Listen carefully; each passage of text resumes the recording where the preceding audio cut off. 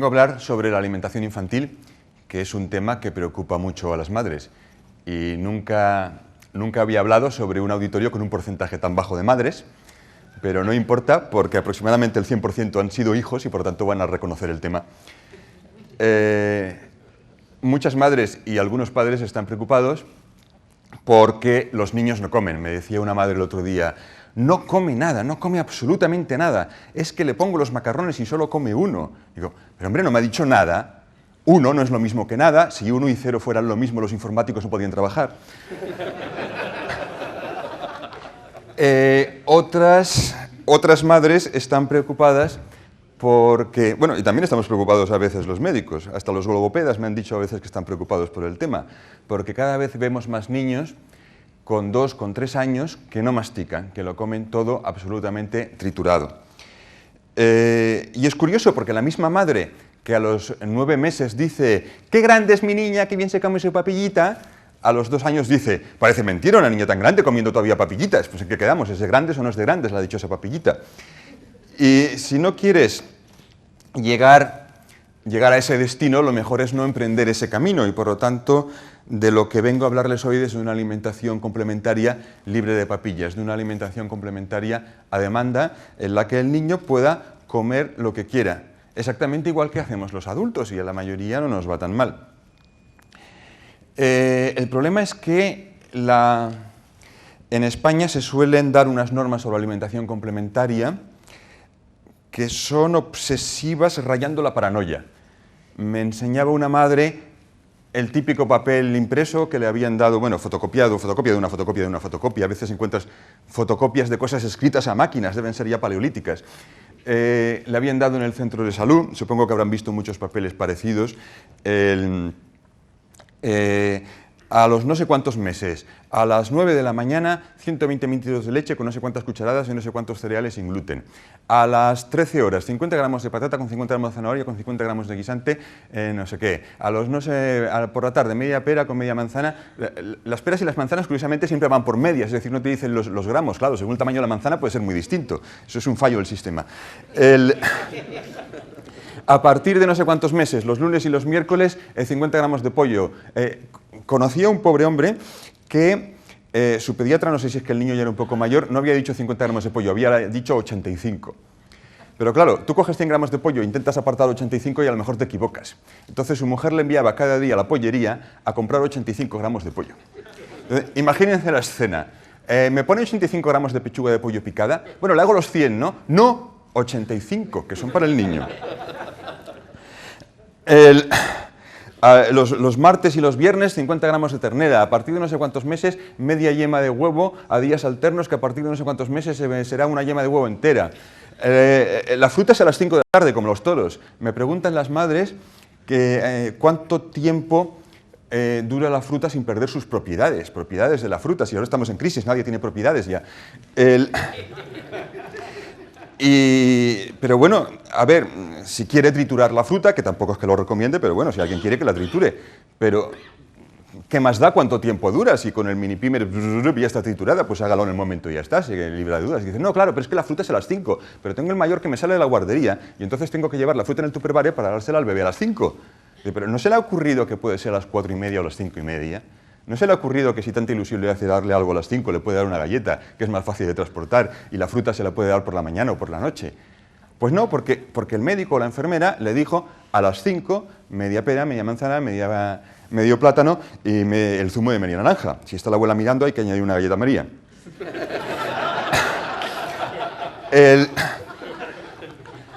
Hay gente que dice, son madres obsesivas. No, por favor, son madres normales. Yo creo que son pediatras obsesivos. Porque si tú vas al médico y te dicen, usted tiene que ponerse 12 unidades de insulina, tú ni te pones 11 ni te pones 13, te pones 12 porque te lo ha dicho el médico, y si el médico te dice 12 unidades de insulina será porque ese es el tratamiento correcto. Tú tienes derecho a esperar que cuando un médico te dice 12 es porque son 12, y cuando un médico te dice que la fruta es a las 5 es porque es a las 5. El papel este que les estoy contando, 4 páginas continuas de calendarios, horarios, diagramas y de minutos, al final ponía, atención, las horas son aproximadas. Pero alma de cántaro, si son aproximadas no las pongas. Es decir, como mínimo, podías haber puesto desayuno, comida, merienda y cena y hubieras evitado muchas angustias. Pero si... ¿Y qué más da que la fruta sea por la merienda o que sea por el desayuno? Acabo de desayunar en un hotel. He desayunado fruta, paella, embutido. La capacidad del hombre de desayunar es ilimitada. No sé por qué tenemos que creer siempre que solo se pueden desayunar cereales.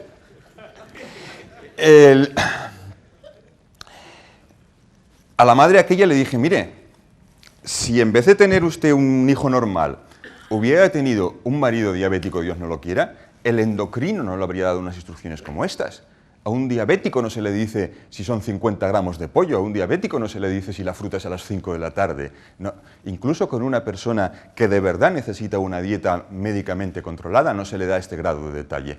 Y sin embargo, con la alimentación infantil caemos en eso, probablemente porque la alimentación infantil se sigue recomendando más o menos de la misma manera por tradición desde hace 80 años, y hace 80 años los bebés, si no tomaban pecho, y los bebés ricos no tomaban pecho porque eso era de pobres, tampoco tomaban la leche que venden en la farmacia fabricada por una multinacional, sino que la leche se preparaba en casa, todavía en inglés le llaman la fórmula.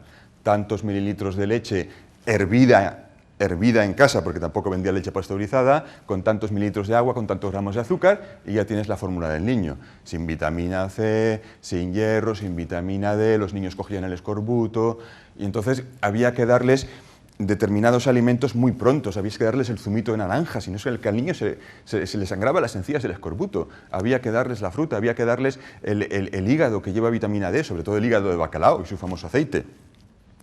Y claro, la única manera, se llegó a dar las primeras papillas con menos de un mes, la única manera de darle a un niño tan pequeño alguna comida es triturarla y metérsela dentro de la boca, no hay otra manera. Ahora sabemos que no hace falta empezar tan pronto, entre otras cosas porque los señores fabricantes de leches ya han añadido esas vitaminas a sus productos y porque los niños ya no están tomando el mismo biberón que antes. Nos hemos dado cuenta además de que el que tomaba el pecho jamás ha necesitado esas cosas y ahora se recomienda empezar a los 6 meses. Pero estamos empezando a los 6 meses igual que habíamos empezado a las 4 o 5 semanas, con infinitas precauciones, con un estricto control médico y midiendo los gramos y los mililitros y metiéndole al niño en la boca la comida, que es la cosa más angustiosa del mundo. Y es curioso cómo tantos niños que se lo llevan todo a la boca, que se llevan a la boca los bolígrafos, las llaves del coche, los papeles, no hay madre que no haya tenido que sacarle a su hijo de la boca un papel reblandecido, se lo llevan todo a la boca menos la comida. Al ver la cuchara se ponen a llorar. ¿Qué experiencia ha tenido que vivir un niño para ser capaz de meterse en la boca cualquier porquería menos lo que se coma?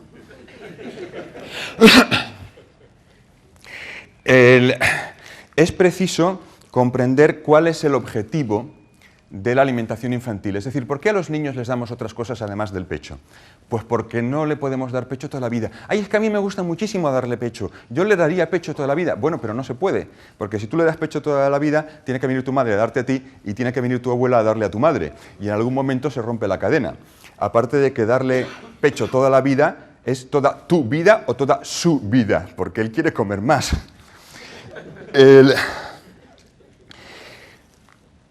Y con el biberón, ¿no podíamos darle biberón toda la vida? Bueno, en biberón no, que queda feo, pero que se lo beba.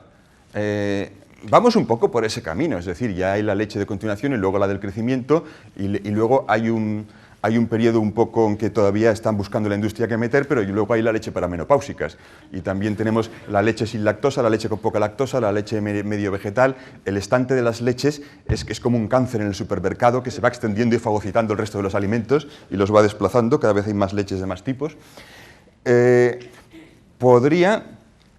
¿Podría una persona, claro, esas leches de crecimiento, esas leches enriquecidas con calcio, esas leches con soja, no están diseñadas para que una persona solo tome leche, están diseñadas para que coma otras cosas y además leche.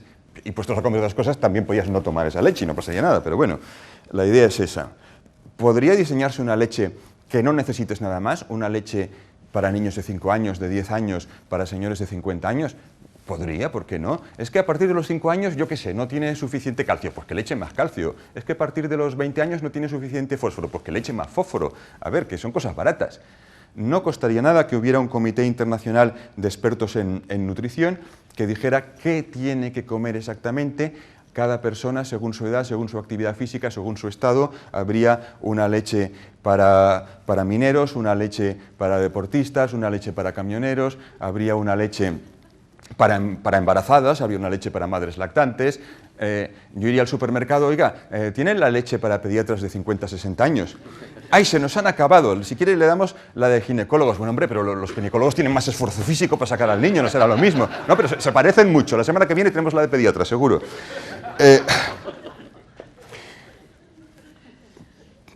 Con una leche así que llevase todo, la gente tomaría siempre la cantidad exacta de colesterol que necesita, la cantidad exacta de sal que necesita, la cantidad exacta de azúcar que necesita. No habría gente con problemas de colesterol, con hipertensión, con azúcar en la sangre. Podríamos vivir 100 años. ¿Por qué no lo hacemos? Porque si he de comer así, si he de comer un vaso de leche para desayunar, 2 para comer, 1 para merendar y 2 para cenar, y el día de Navidad me permiten medio vaso más con sabor turrón, si he de vivir así comiendo mierda, no quiero vivir 100 años.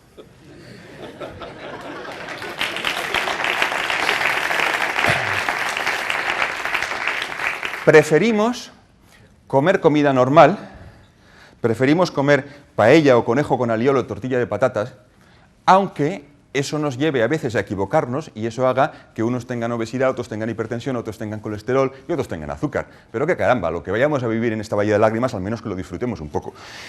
Y queremos tener ese privilegio de comer comida normal y tomar nuestras decisiones y queremos el mismo privilegio para nuestros hijos. No queremos que nuestros hijos de mayores coman la leche multimedia ni la pastillita de los astronautas que lo lleva todo.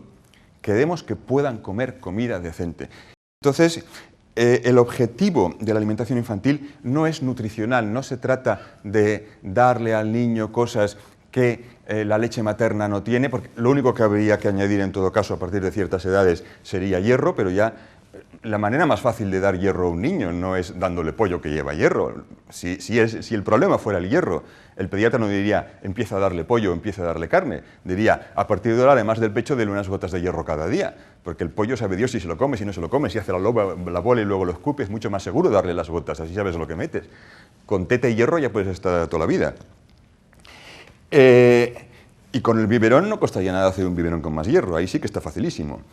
Por lo tanto, el objetivo cuando le das la comida a los niños no es nutricional, es educacional. Le damos otros alimentos porque tiene que ir aprendiendo a comer normal. Hay que plantearse el objetivo a medio y largo plazo. ¿Qué quiero yo que coma mi hijo cuando tenga 2, 3, 5, 7 años? ¿Quiero que coma un triturado y que se lo tenga que dar yo? Y que le tenga que tapar la nariz para que abra la boca, y le tenga que hacer el avión con la cuchara brum, brum, brum, brum, brum, y ponerle los Teletubbies para que se distraiga. Conocí una madre que les ponía el Baby Einstein. Había comprendido que no se volvía más inteligente, pero para comer le iba de faula.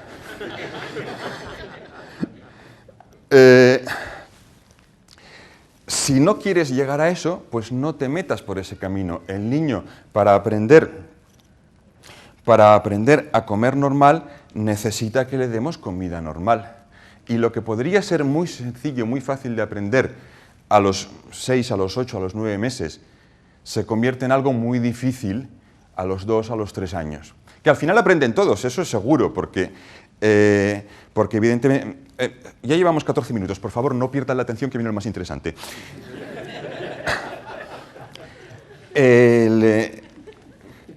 Todos al final comen. Cuando me encuentro con las madres que ya se han metido en este berenjenal, que ya tienen niños de 3 años que no mastican nada y que si encuentran un trocito sin triturar en la papilla ya lo vomitan todo y se ponen a llorar y ya no comen más en todo el resto del día, entonces lo que les digo es no se preocupe que esto se arregla solo. Es decir, mi hijo aprobará la ESO, no sé, hay quien no aprueba la ESO. Mi hijo entrará a la universidad, más difícil todavía. ¿Mi hijo masticará? Hostia, y tanto que sí, por favor, esto lo hacen todos. Entonces, pase lo que pase, yo sé que su hijo masticará. Masticará si usted lo hace todo bien y masticará si usted lo hace todo mal. Así que por si acaso no haga nada y no corre el riesgo de hacerlo todo mal. ¿A qué llamo hacerlo todo mal?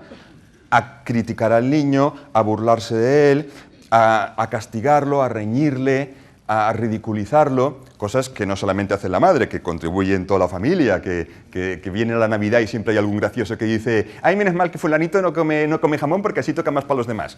Por favor, no hay que humillar a los niños de esa manera. Si nadie le dice nada, el niño comerá igual. El problema no es a qué edad masticará mi hijo, el problema es si de aquí a que mastique vamos a ser todos, especialmente el niño, desgraciados o felices. Ahora bien, cuando todavía estás a tiempo de no meterte en este berenjenal, lo que le digo a las madres es dele comida normal y corriente. No estoy diciendo que se coma la papilla que le toca y después puede marranear con la comida. No, es que no le toca ninguna papilla. Es que simplemente tienes que dejarle la comida a su alcance. El niño está en tu regazo mientras tú comes, básicamente porque si no lo tienes en tu regazo no te deja comer porque se pone a llorar. El niño está en tu regazo, tú estás comiendo, las cosas que por su edad todavía no puede comer las pones lejos, las cosas que por su edad sí que puede comer se las pones más cerca y tarde o temprano agarrará algo y se lo llevará a la boca. Y ese niño que coge un guisante y se lo lleva a la boca está aprendiendo. Aprende a coger con la mano, que parece una tontería, pero le llama psicomotricidad fina y parece más importante. Aprende a llevárselo a la boca, que hay que acertarse al agujero. Aprende a notar los diferentes sabores y texturas de los distintos alimentos. Aprende a tomar decisiones. Zanahoria, no me gusta. Pollo, sí, me lo trago. Eso espanta a los padres. Oye, pero entonces solo va a comer lo que le gusta. Pues claro que sí. Es que el que come lo que no le gusta es tonto. Tú vas al restaurante, te pones la carta y pides lo que te gusta. Ay, tráigame el bacalao que me da mucho asco. No, pides lo que te gusta. Y es importante que los niños aprendan a comer lo que les gusta, porque cuando tenga 15 años y da por primera vez con sus amigos a comer por ahí, se meterán en una pizzería y si te llama por teléfono, mamá, ¿de qué pido la pizza? Va a quedar en ridículo. Tiene que ser capaz de decir, la quiero de jamón. Aprende a tomar decisiones, aprende a masticar, aunque no tengan dientes, un trozo de pan, un guisante, un trozo de zanahoria hervida se mastican. Aprende a deglutir sólidos y aprende sobre todo que comer es algo agradable, que él tenía ganas y su mamá, que es muy buena, le dejó. En cambio, el niño al que le meten la papilla enorme de triturado de verduras en la boca, haciendo el avión o engañándole con el chupete, ¿saben? Chupete, como tiene un reflejo, cuchara. ¡Ay, que me lo he tragado! Chupete. Cuchara, ¡ay, que me lo he vuelto a tragar! Hasta que el niño aprende a dejárselo de tragar en cuanto le quiten el chupete. Ese niño que se come una papilla entera no ha aprendido ni a coger con la mano, ni a verse la boca, ni a masticar, ni a tragar, ni a tomar decisiones que se lo van a meter si tanto si quiere como si no, ni a deglutir, ni absolutamente nada. Y encima, como ha tomado una cantidad enorme, estará peor alimentado, porque esa papilla de verduras no lleva proteínas, no lleva grasas, apenas lleva vitaminas, eso es aguachirri, por favor, eso es operación bikini, menos leche y más verdura. En cambio, el otro niño que apenas se va a comer un par de guisantes, un trocito de pollo, de 2 fideos, como después tomará mucha leche, estará mucho mejor alimentado. Pues muchas gracias y vamos a ver si nos tomamos la leche con un poco de café.